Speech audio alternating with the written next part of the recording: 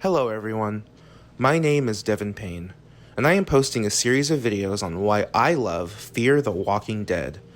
But not just about why I love the show, but why I love seasons 4 and 5. It's no secret that ratings and positive reviews for Fear the Walking Dead have declined since the show's 4th season. Both critics and fans of the show have described seasons 4 and 5 as nonsensical, altruistic, too lighthearted, and just plain stupid. Now, I think we can all agree on at least 2 of these criticisms. They are altruistic, they are lighthearted, but nonsensical? Plain stupid? I don't think so. Now, this video is not to convince you that you should like seasons 4 and 5 of Fear. My goal is to tell you why I like them and why I think some of the harsh criticisms of those seasons are wrong, and hopefully, by the end of these videos, you might look at seasons 4 and 5 from a different perspective. Before we begin, however, I'd like to point out that this video will contain spoilers, so if you haven't seen any episodes of Fear the Walking Dead or are currently in the midst of watching it, I'd advise you to stop watching and come back later and watch these videos after you have seen every episode of the show thus far. So let's address some of the main criticisms that fans, or should I say, former fans, of Fear the Walking Dead have with the show in its current state. So, Fear the Walking Dead was created by Dave Erickson alongside Robert Kirkman, who actually created the Walking Dead universe as a whole. Kirkman wrote The Walking Dead as a comic book back in 2003, and that comic was adapted by AMC and acclaimed film director Frank Darabont into a television series. That television series was successful enough for AMC to greenlight a spin-off series, Fear the Walking Dead. The series would explore the very beginning of the apocalypse and the degeneration of society, something we didn't get to see in the main Walking Dead show. Because when the zombie outbreak began and all civilization collapsed, the main character, Rick Grimes, was in a coma, and we only get our first exposure to this post-apocalyptic world after he wakes up from his comatose state. The horror, the death, the carnage, the zombies. We see it all through the eyes of Rick, and we are only told by other characters how it all happened. But in Fear the Walking Dead, we actually get to see it, in a brand new area of the country as well. While The Walking Dead takes place in Atlanta, Georgia, Fear takes us to the Pacific Coast in Los Angeles, California, where we are introduced to the main characters, Madison Clark and her 2 children, Nick and Alicia. When we first meet them, we get a more than a good enough glimpse into their lives. We learn that Madison is a widow and that she is currently dating Travis Manawa, who is a science teacher at the high school Madison works. However, Travis has an ex-wife, Liza, and a son, Chris, who is clearly not happy his dad is trying to start another family with another woman, instead of focusing on the family he actually has. It appears Madison and Travis are a match made in heaven because both of their sons have problems of their own. Chris is stubborn, rebellious, and we soon come to learn that he's a bit of a sociopath. What the hell are you doing? Chris! Get out! Get out! But if you thought Chris was bad, take a look at Nick. Before the apocalypse, Nick was a severe drug addict and was actually the first character to discover a zombie. Look, we gotta go.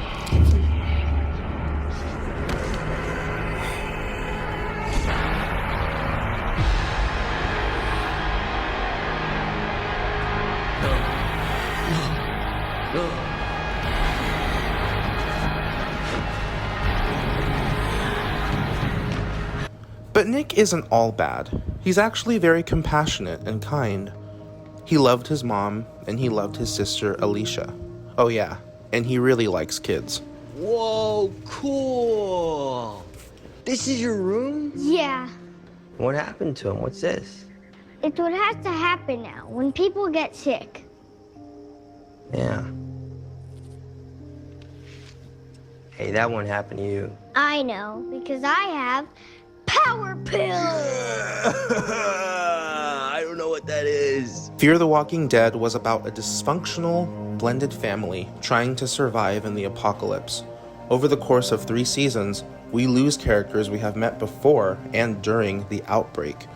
The first ones to go are Griselda and Liza.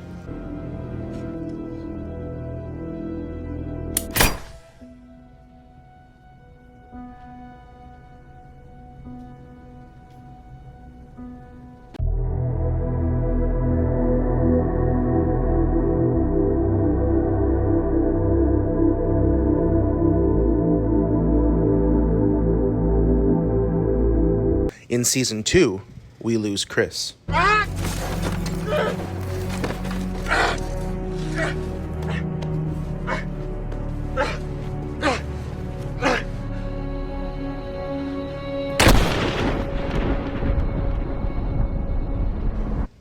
In Season 3, we lose Travis.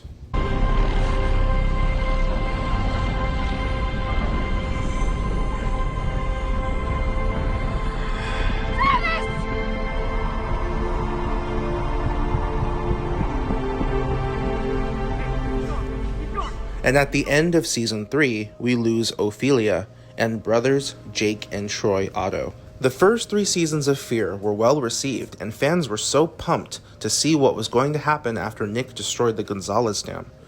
They wanted to know what happened to the other characters. Where's Alicia? Did Strand, Daniel, and Nick survive? Will Madison ever find them? Did Proctor John survive? And if he did, will he take revenge? Perhaps we would have gotten answers to all of those questions. Except, in April 2017, AMC announced that Fear the Walking Dead would be renewed for a 4th season. However, Dave Erickson would not return to the show. Instead, Andrew Chambliss and Ian Goldberg would serve as the new showrunners. Now, this obviously would mean changes were coming, and I mean big changes. One of those changes was that there would be a big time jump, and that Morgan Jones, a character best known within the main Walking Dead show, would cross over into the spin-off series. What fans were not expecting was that, in order to make room for Morgan to come on the show, the main character of the series, Madison Clark, would be killed off. Not only that, midway through the first half of the season, another major character was killed off, and that character was Nick.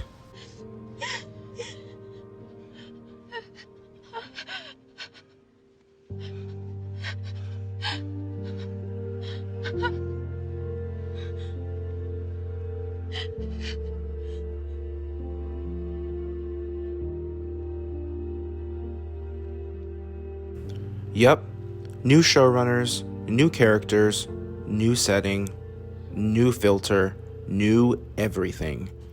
Oh yeah, and they changed the theme song from this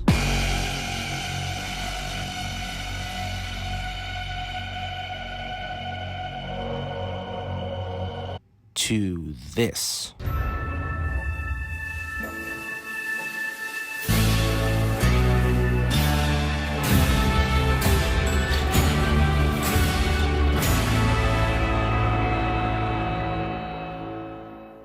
And they also slightly changed the logo. And needless to say, fans were not happy about it.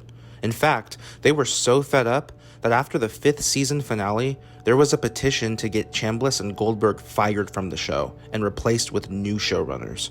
From this petition, it was clear that fans, well, some fans anyway, wanted showrunners who wouldn't unceremoniously kill off their favorite characters and would stop making everyone and everything so damn positive and happy all the time.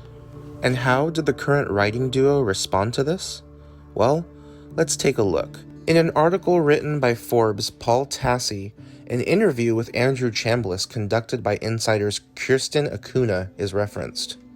Now, the article reads, Season 5 of Fear the Walking Dead has come and gone, and thankfully, we don't have to wait long for the quote-unquote good Walking Dead show to come back, as Season 10 of the originals returns next week. And it is good, trust me, I've seen 3 episodes. But this week's Fear finale did nothing to satisfy fans or critics who have been lambasting this entire season for being terrible, and really have felt this way about the entire series ever since Andrew Chambliss and Ian Goldberg took over as showrunners, and the pair have been a frequent target of fan hate ever since. Now, let's take a pause right there. This week's finale, he's referring to Season 5, Episode 16, End of the Line, did nothing to satisfy fans? Are you talking about all of the fans or just a rather vocal minority? According to Nielsen ratings, the Season 5 finale of Fear the Walking Dead garnered 1.51 million viewers. And that's not including people who recorded the episode on DVR or watched it online on the AMC website after its air date. After that petition I mentioned appeared and only garnered 1,200 signatures at the time of its creation. On change.org, if you look at the petition now, they're getting close to 5,000. So, nearly 5,000 people took time out of their day to sign this thing. But 5,000 out of 1.51 million people? You're telling me that all fans hated the Season 5 finale? If you had wrote in the article, this week's Fear finale did nothing to satisfy a large group of fans or critics, that would have sufficed. Or, this week's Fear finale did nothing to satisfy a large group of fans with social media accounts and YouTube channels that constantly share their thoughts and feelings about movies and TV shows that they did or didn't like. That would have sufficed as well. But generalizing fans as a whole? Really? I'm not denying that some fans didn't like it, but there are those that did, including myself. And out of the million viewers that watched Fear the Walking Dead Season 4 and 5, I can't be the only one that did. I don't know about you, but I was left in a state of utter shock after Virginia shot Morgan in the Season 5 finale. In my opinion, the Season 5 finale had the best cliffhanger in not just Fear the Walking Dead, but in the Walking Dead universe as a whole.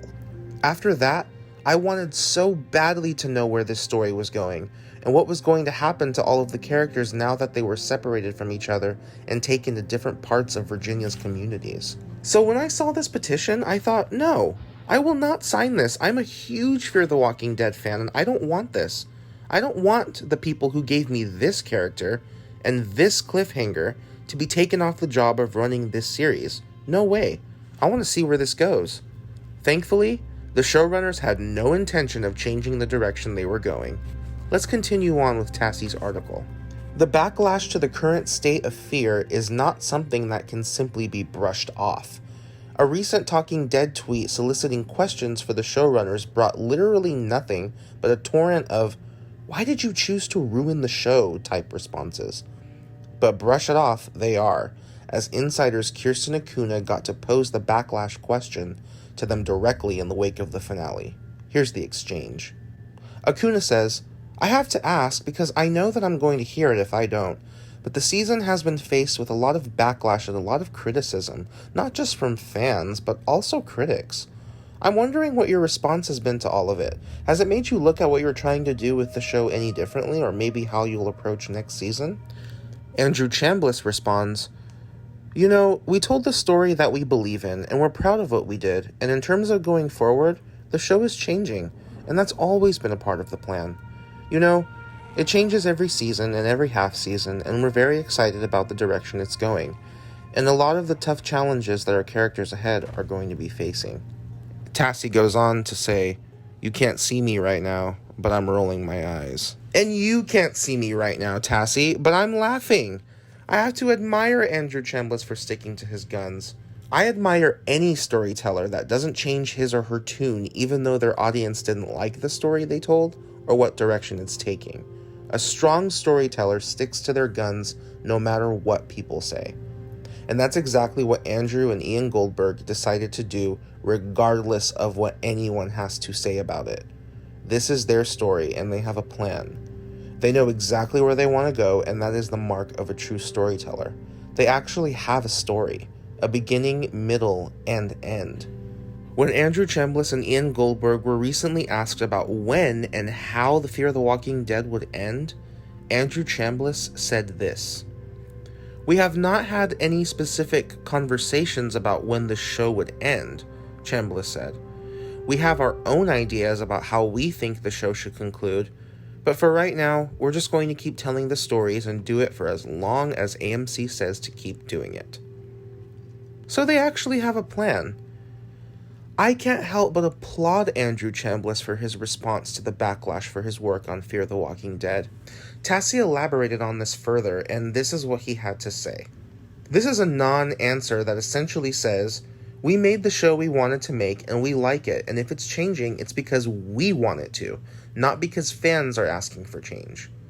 I think it's interesting that the show brought up how it changes every half season, as I think that was really demonstrated in two wildly different halves of Season 5, the first of which had to do with a plane crash and saving a bunch of kids that quite literally didn't feel connected to the second half of the season at all, and like that entire storyline could have been skipped with nothing of value lost. I am not surprised that Chambliss does not seem to care about the criticism nor take any of it to heart. If he was able to understand that the show was bad, we would not be where we are right now. Instead, the burden should land on Scott Gimple and AMC to find someone else to take over and right the ship. Possibly the guy who made the series worthwhile in the first place, Dave Erickson, the former showrunner, who left after the high point of Season 3. There we go again with bringing back Dave Erickson. That's not going to happen, guys. At least not to the best of my knowledge or anytime soon. And honestly, bringing back Dave Erickson at this point in the series wouldn't solve anything. So, for right now, we're stuck with Andrew Chambliss and Ian Goldberg, and quite honestly, I'm fine with that. Were Seasons 4 and 5 the best seasons we've ever got of Fear the Walking Dead? No. Would I have liked to see what Dave Erickson would have done had he stayed on as showrunner? Yes. Were Ian Goldberg and Andrew Chambliss the best possible choice to run the show after Erickson left? Probably not. Could Seasons 4 and 5 of Fear have been better? Yes. There's always room for improvement. Are Seasons 4 and 5 everything I could have ever hoped and imagined for Fear the Walking Dead? No. But are Seasons 4 and 5 terrible? Did Chambliss and Goldberg ruin the show beyond repair? Personally, I think the answer to both of those questions is no. And hopefully, you will stick around to see why I believe that. If Fear the Walking Dead is so terrible now, then why am I still such a huge fan? Why was I so invested in the characters even after Madison and Nick died? Why was I so shocked after Virginia shot Morgan in the Season 5 finale that apparently did nothing to satisfy fans or critics? Why was I shaking with excitement while sitting down to watch the Season 6 premiere? Why am I still watching the show, and why didn't I quit watching the show during the 4th and 5th season because it was so bad? If Fear the Walking Dead is such a terrible show now, and Andrew Chambliss and Ian Goldberg are doing such a horrible job running it, then why am I taking time out of my day to make videos defending their story? Well, if you want to know, continue on to part 2. That's all for today, folks. Be sure to like and subscribe, and I'll talk to you guys in the next video.